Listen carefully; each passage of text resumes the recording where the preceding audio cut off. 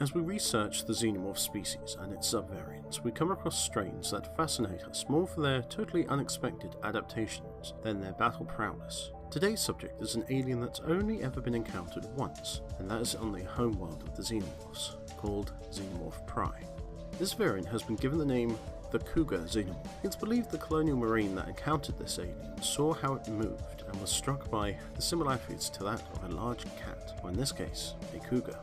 To even try and explain how this variant of a xenomorph was formed, we must talk a little bit about the xenomorph homeworld, Xenomorph Prime. This world is located in, and is, at first glance, a harsh, barren world. As you approach this world, there's one feature that you'll notice.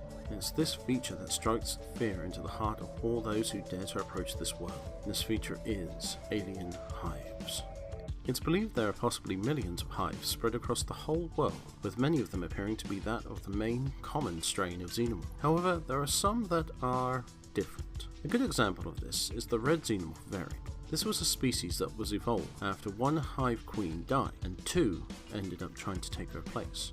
The destruction of the red xenomorph hive by the standardized strain was actually assisted by an exploration team attempting to harvest royal jelly. Needless to say, their assistance was nuclear in nature. The red xenomorph species was completely wiped out, which is a pity as they were a very interesting subvariant. It would have been interesting to study them and find out if there was more than just colour differences. Xenomorph Prime is a large world, not too dissimilar to Earth in size. There have been many different kinds of xenomorph encountered here that have been unique to this world. The Cougar Xenomorph is one of them. The source of this DNA in these variants is believed to come from the ancient times of Xenomorph Prime. It's believed that Xenomorph Prime may have looked very similar to that of ancient Earth. It is this similarity and the parasitic nature of the xenomorph species, or at least the original one that spawned in the lush jungles of Xenomorph Prime, that spawned and filtered out the DNA, and as a result, we have the current iteration of the alien species.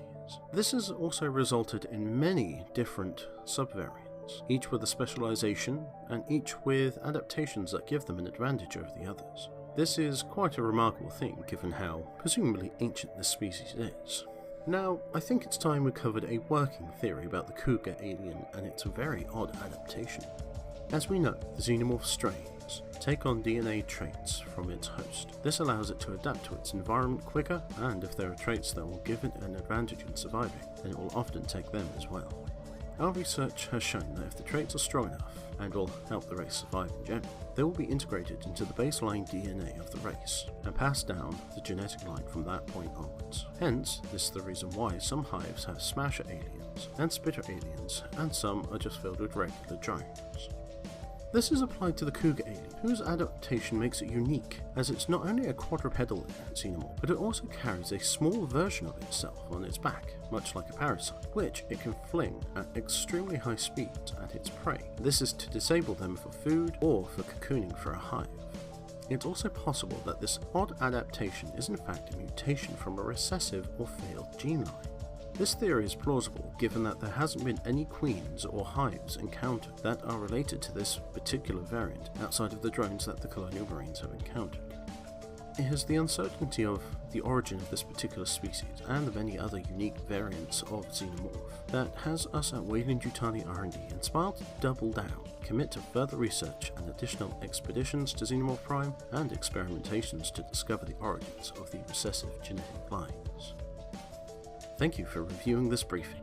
As always, this briefing is classified and can be accessed at your leisure by subscribing to Weyland-Yutani R&D. This has been Weyland-Yutani R&D, signing out.